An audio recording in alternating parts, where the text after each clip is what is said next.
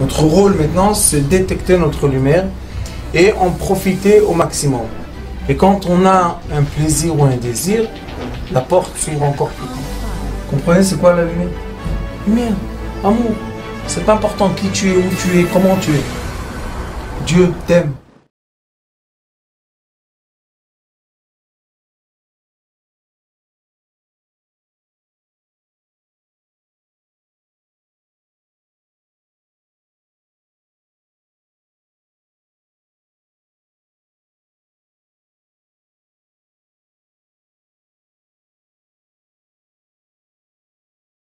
Dans la paracha Shel Vaïgash, Yehuda est venu vers son frère Yosef. Nous avons deux caractères essentiels dans l'humanité. Nous avons beaucoup de personnages cartésiens et nous avons très peu d'enfants indigos que le Hari Akadosh les appelle les Bnei Yosef, les enfants de Yosef. Nous, normalement, tout ce qu'on a étudié jusqu'aujourd'hui, des sages ou des midrashim sur la Torah, était que Yosef était le mesquin, l'enfant pauvre, jeté par ses frères et rejeté par ses frères. Et cet enfant pauvre-là, malheureusement, a subi un détachement de son papa, etc., etc. Il était esclave chez Potiphar, après il était en prison 12 ans, et jusqu'à un jour, Baruch Hashem, il a été appelé chez Pharaon, et Pharaon l'a mené, l'a mis sur le palier d'être le succédant ou le vice-roi de l'empire égyptien. Jusque-là, tout va bien. Mais, dans cette paracha, on va dévoiler un déroulement que c'est pour moi la première année que j'arrive à voir ça, et tout le temps on demande à Kadosh Baruch Hu, Gal enai ve'abir taniflot mitoratecha, ouvre-moi les yeux pour que je vois les choses merveilleuses qu'il y a dans ta Torah. Et dans cette paracha, en effet, il y a un dévoilement merveilleux qui va nous donner une nouvelle lumière d'observation sur ces deux caractères-là qui ont l'air, sur un premier regard, d'être un en haut et un en bas, et puis avec un deuxième regard beaucoup plus approfondi, on voit que tout s'inverse, celui qui était en bas est en haut, celui qui est en haut était en bas. Il est écrit, Vaïgash elav Yehuda vayomer, son frère Yehuda lui a dit, est venu en face de lui et lui a dit, Bi Adoni, sache que le nom sacré Aleph Daled Nun Yud, il est chez moi et non pas chez toi. Ça veut dire que c'est moi qui tiens la royauté et non pas toi. Yedaber na'avdecha davar be'ozne Adoni, dis, moi je vais te dire, moi je suis ton esclave, et je vais te dire des choses que seulement l'oreille de Yosef Hatzadik peut entendre et comprendre. Pas seulement entendre, parce que tout le monde a entendu ce qu'il disait, mais toi, Yosef Hatzadik, tu es le seul qui va me comprendre. Alicharapra be'avdecha. Ne t'énerve pas et n'aie pas la colère sur moi. Je suis ton esclave. Mais je vais te raconter le début de la fin. Sache, Kikamocha ke paro. Moi, quand on était enfant et j'ai vu ton comportement, déjà, j'avais le roi HaKodesh, j'avais le Saint-Esprit pour te dire, pour savoir dire à mes frères que toi, tes initiales, tes pensées, tes volontés ne sont pas les volontés qu'on a étudiées chez notre père Yaakov. Malgré que tu étais l'enfant préféré, malgré que tu es le aîné de la femme préférée, malgré tout cela, toi, tu avais des idées qui sont des idées rebelles. Tu voulais pas être soumis à l'enseignement de notre père. Tu voulais, toi, être le roi dans le vécu de ton père, au-delà du trône de ton père, parce que Yaakov aussi était un roi. Où je savais ça, quand tu as commencé à nous raconter tes rêves, j'ai compris que tu arrives à rêver et que ton rêve se répète Et Yosef même a dit à Pharaon, Parashat Miketz, il lui a dit, si le rêve se répète 2 fois, ça veut dire que ce rêve-là est vrai. Et toi, 2 fois d'affilée, de quoi tu as rêvé? Tu as rêvé que tes frères, malgré que tu en avais des frères aînés, le aîné de Léa, l'aîné de Zilpa, l'aîné de Bila, malgré cela, tu as rêvé que on vient tous s'incliner devant ton trône. Et pas seulement tes frères aînés, que la halakha dit, puisque tu as étudié la Torah chez notre père, c'est la Torah de Abraham, Yitzhak et Jacob, la halakha dit qu'on doit respecter le frère aîné comme on respecte les parents. Donc, non seulement tu vois tes frères aînés s'incliner devant ton trône et tu ne dis rien, mais en supplément, tu as vu 2 fois dans ton rêve que ton père et ta mère viennent s'incliner aussi. Et c'est pas seulement moi qui le pensais, mais c'est ton père qui l'a dit. Ton père a dit, Anavo ani vimcha lishtachavot lecha. Pourquoi il a crié sur Yosef? Il a dit, mais qu'est-ce que c'est que ces rêves? Est-ce que tu es en train de rêver que moi et ta mère, on va venir s'incliner pour demander de la nourriture en face de ton trône? Mais c'est n'importe quoi ça.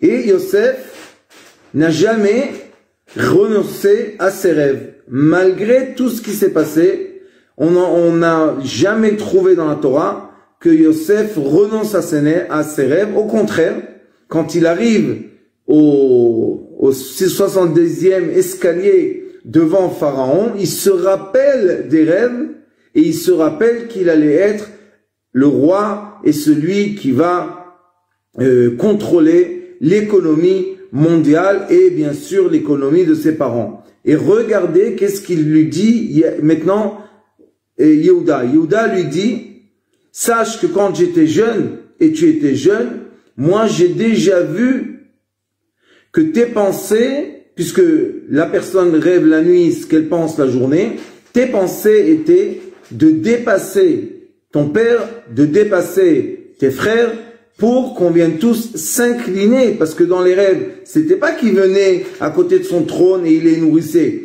Ils venaient s'incliner, ils se sont inclinés. Et ça, c'est un geste d'humiliation. Et on n'humilie pas ses parents. C'est sûr. On peut pas humilier nos parents. C'est hors de question. Alors il lui dit, écoute, Kamocha ke Paro, tu es exactement la même chose comme Pharaon. Pourquoi? Parce que le Pharaon en question, qui était le Pharaon au temps de Joseph, et après il y a eu d'autres pharaons jusqu'au temps de Moshe Rabbeinu, le Pharaon n'a pas été élu parce qu'il est fils après fils de roi, mais il a été élu parce qu'il a pris le pouvoir. Le Pharaon a pris le pouvoir. Et comment il a pris le pouvoir? Avec sa sagesse. Et Yosef aussi la même chose, avec sa sagesse, comme l'a dit Parashat Miketz, a dit Pharaon, Ayesh chacham venabon kaish hazeh, est-ce qu'il y a quelqu'un aussi sage que lui? Non, il n'y a pas. Donc lui, il mérite tout de suite d'être nommé le vice-roi de l'empire égyptien. C'est très profond ce qu'on va étudier aujourd'hui. Alors il lui a dit, son frère, Adoni Sha'al et Avadav, le maître, monsieur mon maître, tu as demandé la question à tes esclaves, qui tes frères, les morts ayesh lachem av o ach, tu nous as posé une question, est-ce que vous avez un frère, vous avez un père ou un frère, et nous sommes les enfants de Jacob, on n'a pas le droit de mentir. Alors il lui a dit, Vanomar el Adoni, et nous, la rencontre précédente entre nous, on t'a dit la vérité. Yesh lanu av zaken. Nous avons un père vieux. Veyeled zekunim katan. La preuve que quand il est venu à Yaakov, c'est voir Yosef et voir Pharaon, il avait 130 ans. Il dit, et Pharaon lui demande quel âge tu as, il lui a dit 130 ans. Il lui a dit, Vanomar l'Adoni, nous les frères, on t'a dit la vérité. Yesh lanu av zaken. On a un père vieux. Veyeled zekunim katan, et il a un petit enfant. Ve'achiv met, et son frère est mort. Vivater ou levado, limo, ve'aviv, aevo.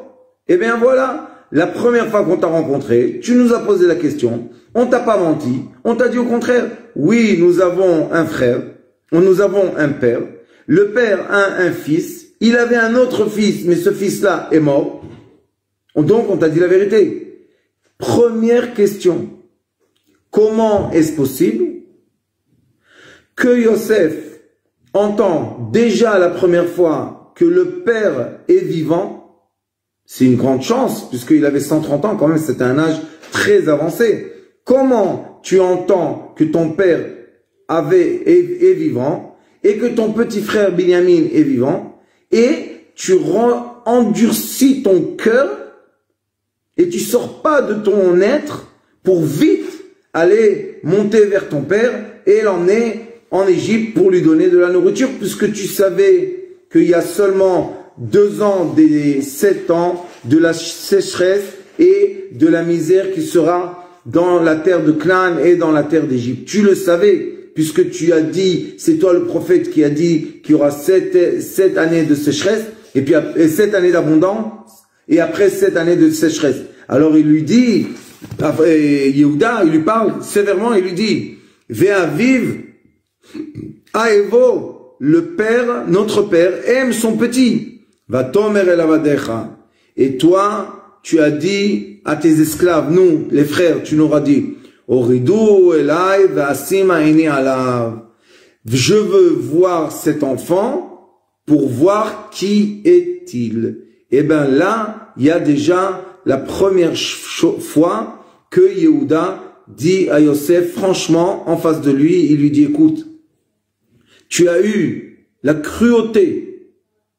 Et on sait très très bien que les enfants rebelles peuvent être des enfants très très très durs, très méchants malheureusement. Malgré qu'ils sont de l'amour et ils sont gentils comme tout et ils sont généreux comme tout, ils peuvent être très très durs et très méchants. La réponse pourquoi et comment ça se passe, je vous la donnerai à la fin de ce cours et vous allez voir qu'il y a une raison valable, vraie, qui existe jusqu'au nos jours. Il lui a dit, et toi, qu'est-ce que tu as dit? On t'a dit que le père aime son fils et il est vieux. Ça veut dire que tu mets en danger ton père. Et pas seulement tu mets en danger ton père, tu mets en danger toute ta famille parce que tu dis que si vous n'allez pas m'emmener voir mon petit frère, vous n'aurez pas la permission de venir en Égypte demander de la nourriture. Vanomar el Adoni. Et on vous a dit, monsieur, on t'a dit, Lo yochal anar la'azov et aviv. Le petit ne peut pas quitter son père. Va'azav et aviv vamet. Et si, par malheur, le petit se sépare de son père va mourir. Est-ce que c'est seulement le père de Binyamin? Non, c'est ton père à toi. Eh ben voilà, le deuxième piège. Et tu n'as pas compris. Tu étais encore têtu et tu nous as pas laissé revenir sans le petit. Mais tu sais très très bien que si tu aurais attrapé le petit, tu mets en danger la vie de ton père.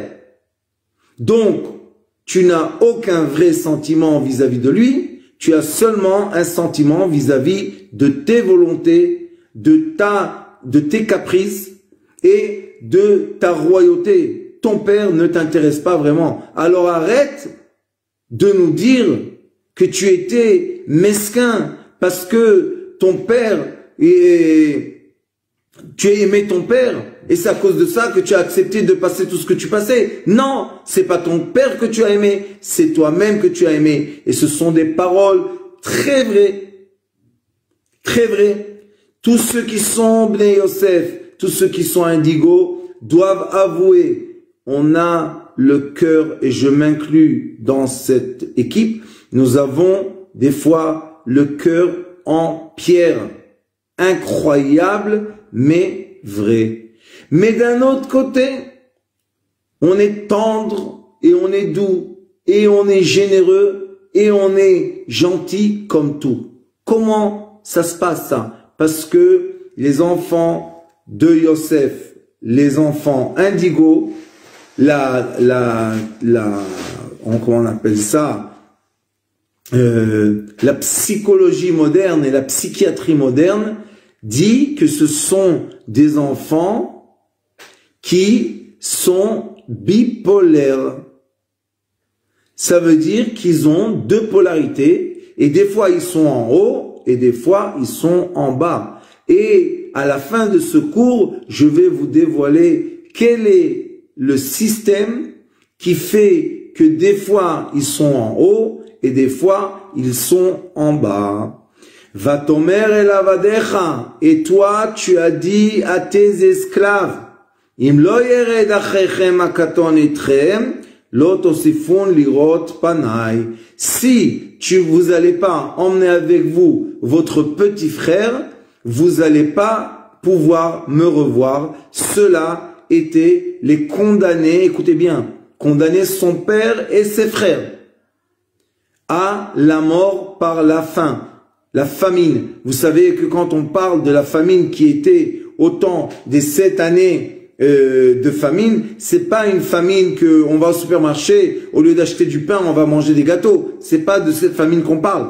On parle d'une chaleur affreuse qui sèche tout se sèche et la terre se brise et rien ne peut pousser. Il n'y a pas de pluie, rien ne pousse. Donc les gens que malheureusement n'ont pas à manger, ils ont vraiment pas de quoi manger et ils meurent de faim. Et une des preuves, c'est que quand Binyamin est descendu avec eux, il est écrit dans le Midrash que son visage avait des fentes. Il y avait des fentes qui saignaient. Pourquoi? À cause de la sécheresse et de la famine. Donc il a vu. Et il savait. Alors il lui dit, Yehuda, dis-moi, comment tu as pu t'asseoir sur ton trône, être à l'aise, manger et boire, et savoir déjà, la dernière fois qu'on t'a vu, que ton père est en danger de famine, et tes frères sont en danger de famine. Comment tu as pu supporter ça et endurcir ton cœur? Et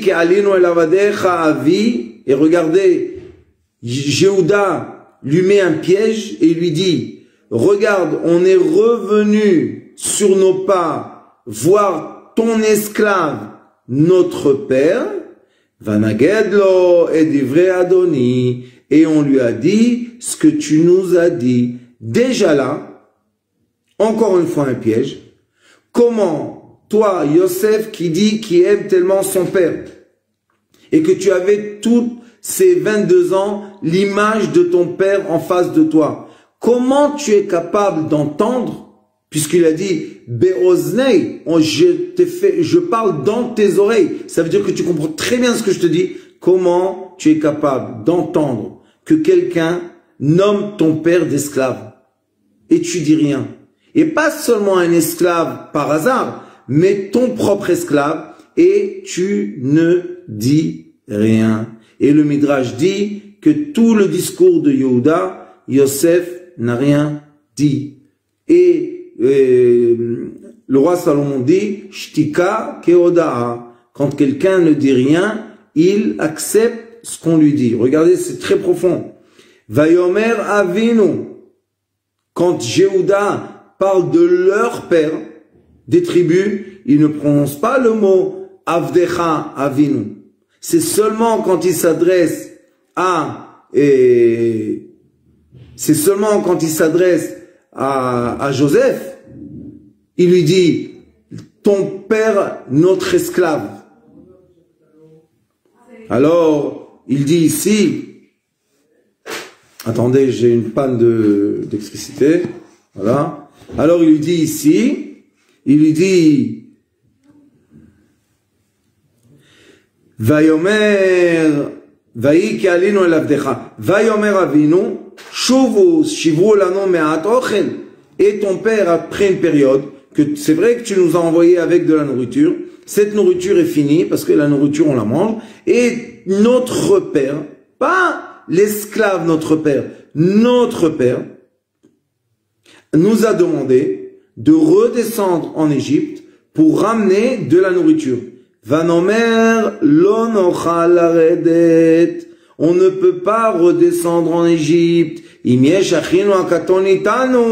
Seulement si tu nous donnes notre petit frère avec nous. Est-ce que c'est pas cruel de ta part de arracher Binyamin des mains, des bras de son père, de son vieux père Yaakov? C'est cruel. Alors il lui dit,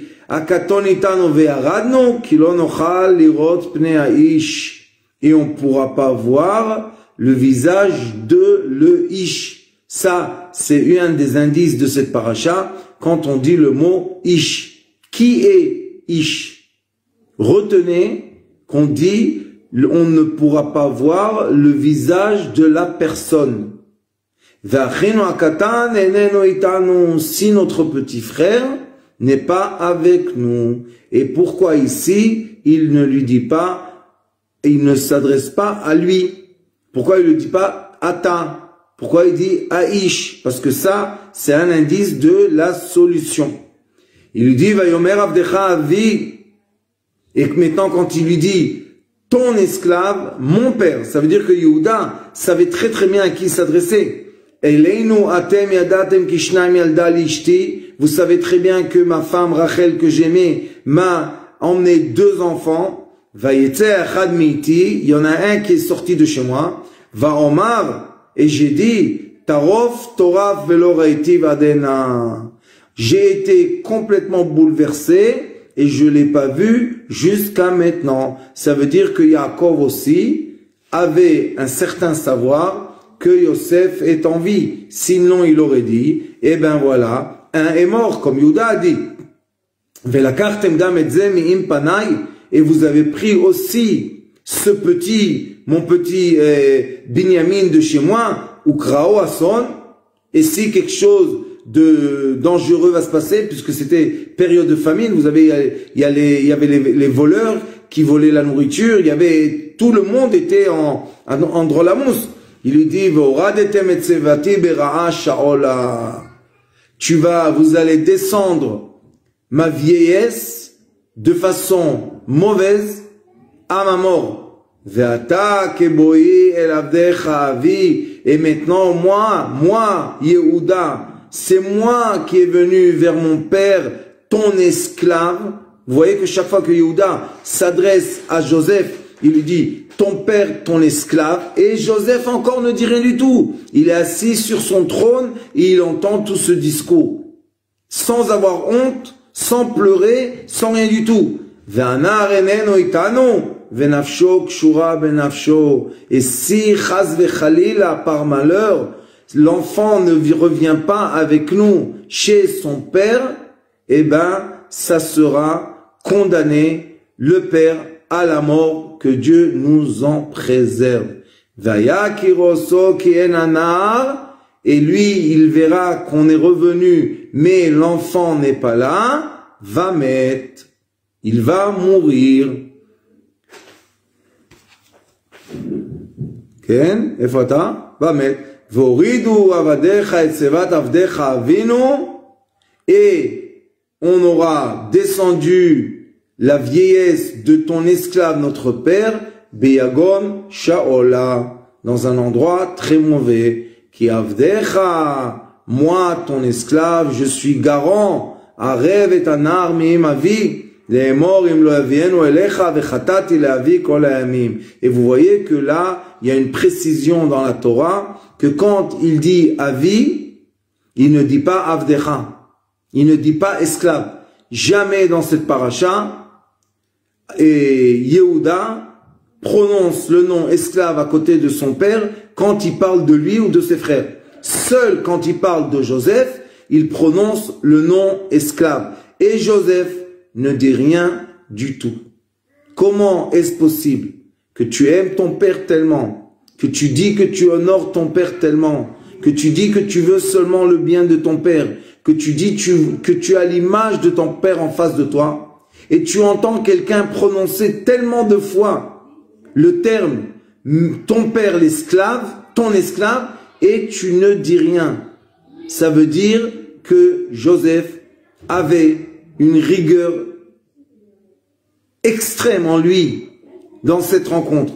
Ve'ata yeshevna avdecha tachat anar, eved la'adoni, ve'anar yale im echav. Eh ben, sache qu'un vrai roi, que moi, Jéhouda, je suis un vrai roi, eh ben, j'ai pris la responsabilité et j'ai dit à notre père Yaakov, t'inquiète pas, si quelque chose se passera, je suis garant. Et là, il s'adresse à Joseph et il lui dit, dis-moi, si tu as tellement voulu un esclave, pourquoi tu prends un petit qui est faible et qui n'a pas de force et qui est malade, et tu ne prends pas moi qui est fort et sain et qui peut être ton bon esclave? Je suis prêt. Moi, je suis un roi qui prend la responsabilité. Je suis prêt à prendre sur moi de devenir ton esclave, et non pas que notre frère reste ici, qui va être la cause du décès ou malheureusement de quelque chose de grave qui peut se passer avec notre père. Vous devez comprendre, c'est très très profond et c'est exactement l'inverse de tout ce qu'on nous a enseigné. Qui est la vie? Comment je peux aller remonter en Eretz Knan vers mon père, pas l'esclave, mon père, vers mon père, Va'anar eneno iti, et le petit n'est pas avec moi, Penere bara, peut-être que Dieu nous en préserve, que je vois le mal, Asher imtsa et avi, que je vais voir le mal frapper mon père, je ne peux pas supporter ça. Toi, Yosef, tu as pu le supporter. La preuve que tu nous as renvoyés en pays de Canaan, tu pouvais, la première rencontre déjà, il y avait assez de signes que tu nous as donné, que tu es un fils d'Abraham, Yitzhak et Yaakov. Un des signes était que Yosef ne mangeait pas avec ses esclaves dans sa maison parce que manger le pain des Hébreux était quelque chose de, je sais pas comment dire en français, métorave. C'était quelque chose que les Égyptiens ne pouvaient pas supporter. Donc, les Égyptiens ont mangé tout seuls, Yosef a mangé tout seul, et eux ont mangé tout seuls. Non ça, non seulement ça, et aussi Yosef, il leur a dit, et ta Elohim ani yare. Moi, je crains Dieu. Ah, tu crains Dieu, mais tu crains pas les commandements de Dieu. Tu ne crains pas, parce que si tu aurais craint les commandements de Dieu, tu n'aurais pas emmené la situation telle que Binyamin est avec nous, et le père, malheureusement, reste en pays de Canaan.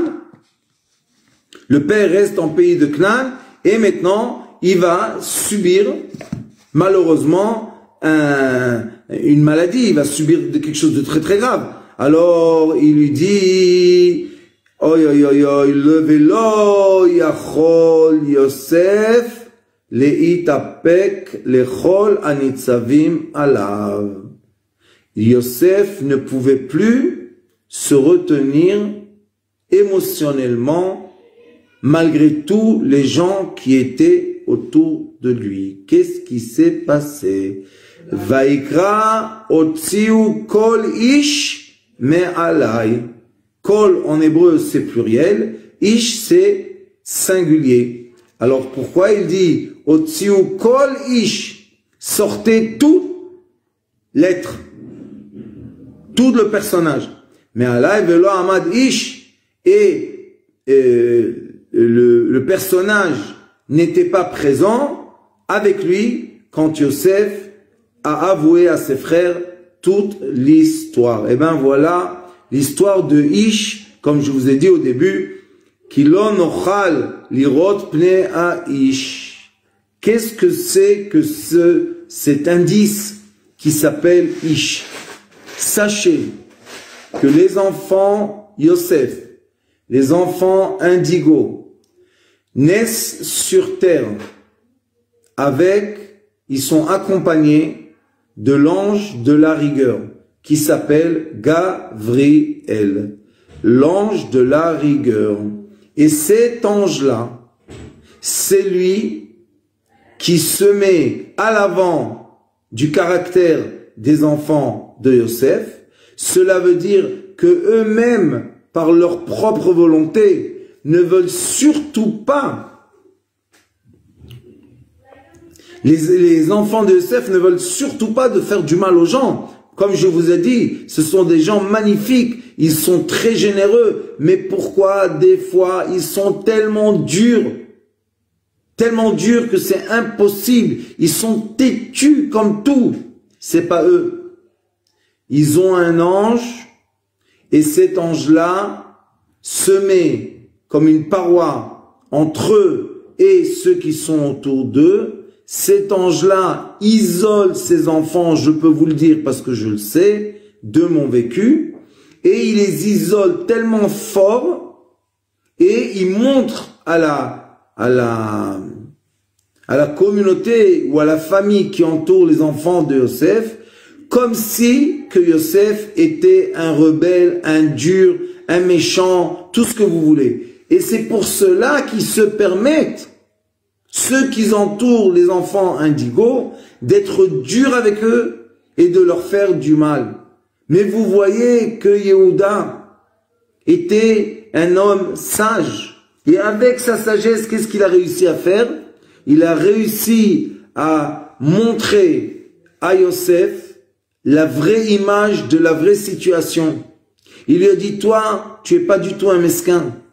Toi, dès le début, tu avais cet ange-là qui a créé la séparation. Comment on sait qu'il y avait cet ange-là? Puisqu'il est écrit, Vaivga Baïsh, quand il est parti dans le champ et il a rencontré le personnage, et le personnage lui a dit, Ma'ata mevakesh, qu'est-ce que tu veux toi? Joseph a dit, Et achai anochi mevakesh, moi je veux être en fusion avec mes frères, je veux être en accord avec mes frères, je veux être en paix, je ne veux pas être isolé, je ne veux pas être seul, je ne veux pas être malheureusement dans ma famille, dans ma communauté, quelqu'un de rejeté. Au contraire, je veux être quelqu'un d'accepté, je veux être quelqu'un de communautaire, je veux être quelqu'un de familier. Alors pourquoi j'arrive pas à le faire? Parce que je suis accompagné d'un ange. Et ce qu'ils ont dit, les frères de Yosef à leur père, on ne pourra pas rencontrer le visage du personnage, et non pas le visage de Yosef ou de Adonai Haaretz. Donc vous voyez que ce visage-là, cette personnalité, c'est une personnalité qui englobe, qui encapsule les enfants de Yosef. Il y a une raison que c'est comme ça, parce que on dit qu'ils sont trop gentils, et quand ils sont trop gentils, malheureusement, les gens profitent et abusent d'eux. Donc quand ils sont petits, l'ange n'est pas encore là, donc les gens abusent de ces enfants de façon affreuse, et quand ils abusent de ces enfants-là,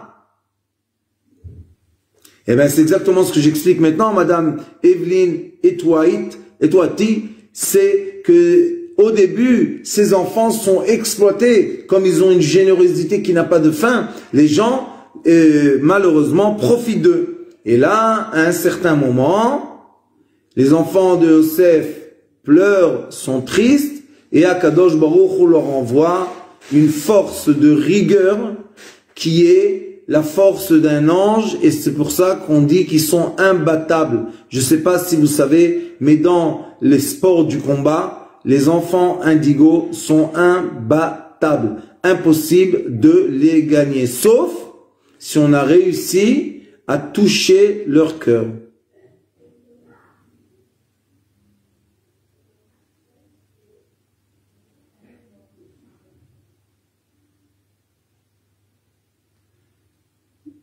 Naïveté et vous vivrez. Amen. Et c'est vrai que les enfants indigos sont purs, et c'est vrai que intérieurement, vous voyez que Yosef, il a dit, Asiru kol ish me'alai, je ne veux pas de cette paroi, de ce rideau, de cet individu, j'en ne veux pas, parce que malheureusement, il m'a emmené dans des chemins qui m'ont donné une ressemblance au comportement pharaon. Et moi, je suis exactement l'inverse. Pour savoir si on est un enfant indigo, allez sur Sitrei Chaim, YouTube Sitrei Chaim, et vous allez voir, il y a là-bas sur la playlist beaucoup de cours que je donnais sur les enfants indigo, et vous allez très vite vous reconnaître si vous êtes un enfant indigo. Mais, jusqu'à ce moment-là que je vous parle, jusqu'à cette année-là, jusqu'à cet exil que je suis maintenant au Portugal, j'ai jamais raisonné de cette façon. J'étais toujours aussi du côté que le pauvre Yosef. Mais là, on voit que Yehuda lui dit, quoi le pauvre Yosef? Tu as presque tué ton propre père. Tu as presque tué tes propres frères. Et vous voyez, d'où on sait quelles sont ses vraies qualités, que tout de suite, quand l'ange a levé son rideau et Yosef s'est dévoilé à ses frères, la première des choses qu'il a fait, c'est qu'il leur a donné à la nourriture et il leur a dit, vite, allez appeler mon père, que je puisse le voir la dernière fois de ma vie. Et Vatechi Ruach Yaakov, et on voit que le vrai Yosef vraiment fait vivre l'esprit de son père, et c'est comme le père lui a dit. Il a dit, je te gronde, mais je sais que tu es vrai. Ah, Madame Evelyne, je vais vous dire la vérité, moi aussi. Mais c'est jamais trop tard. Et c'est pour ça que nous, à notre âge, quand on entend ces cours-là, on peut transmettre aux petits Joseph qui naissent autour de nous et dans notre famille. C'est vraiment un enseignement, vraiment je vous dis cette année, c'est un enseignement que juste pour dire ce cours-là, je suis content que j'ai vécu tout ce que j'ai vécu dans ma vie jusqu'aujourd'hui.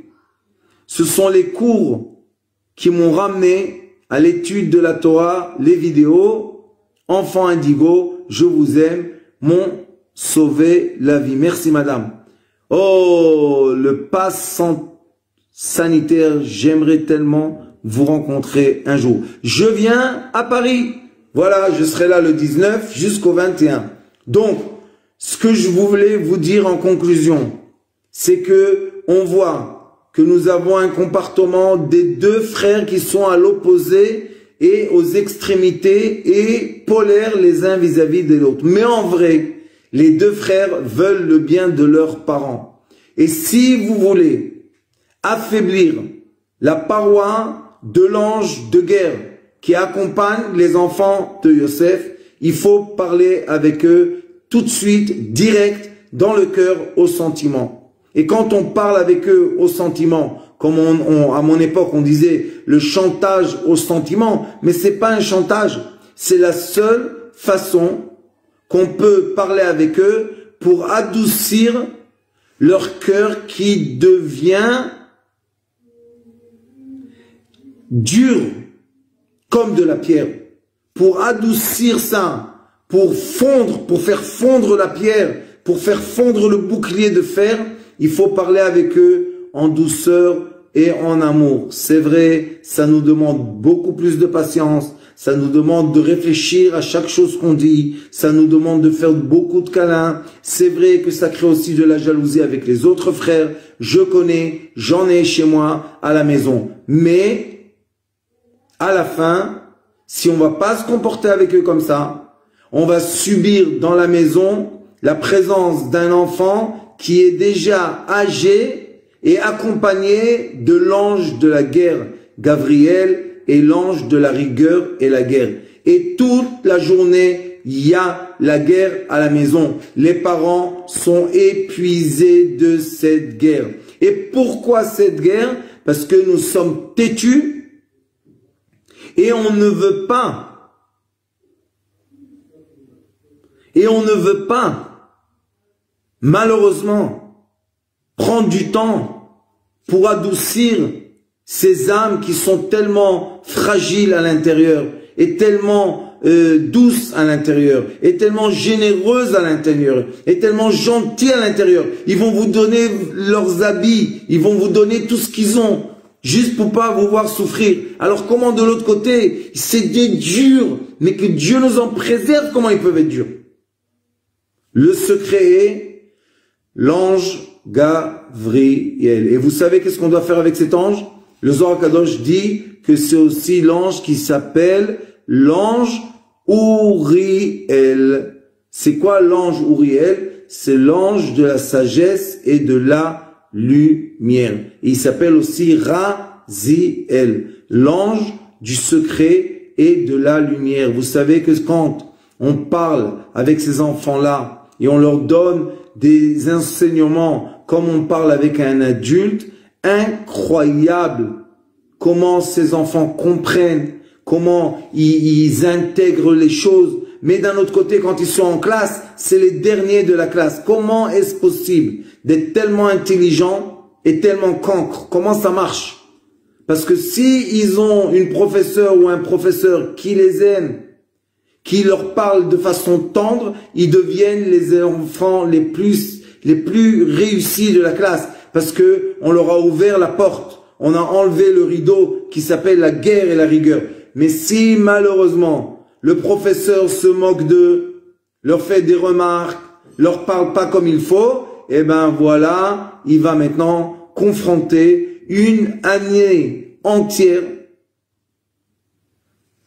La mémoire du cœur, siège de Dieu. Et ben ce professeur ou ses parents vont confronter, jusqu'à quand qu'ils changent leur attitude, ils vont se confronter avec un guerrier qui ne perd jamais. Il faut comprendre, les enfants de Yosef ne perdent jamais. Je vais juste vous raconter une petite histoire. Quand j'étais jeune, je pratiquais les arts martiaux, une technique qui s'appelle Chitorio.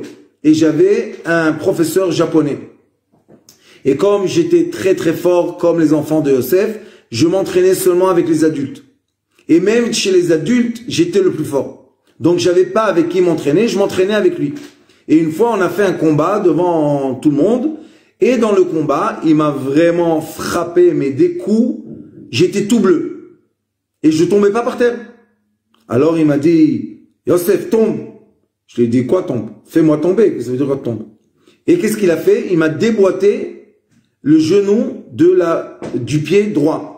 Et je suis resté debout sur un pied. Vous imaginez un petit jeune qui fait les arts martiaux avec un professeur qui est d'âge, je me rappelle plus, 10 peut-être, ou 8, et on se fait le combat, et il me gagne pas. À la fin, il s'est rapproché de moi, il m'a dit, Yosef, les enfants, les élèves regardent, c'est pas honorable, tombe.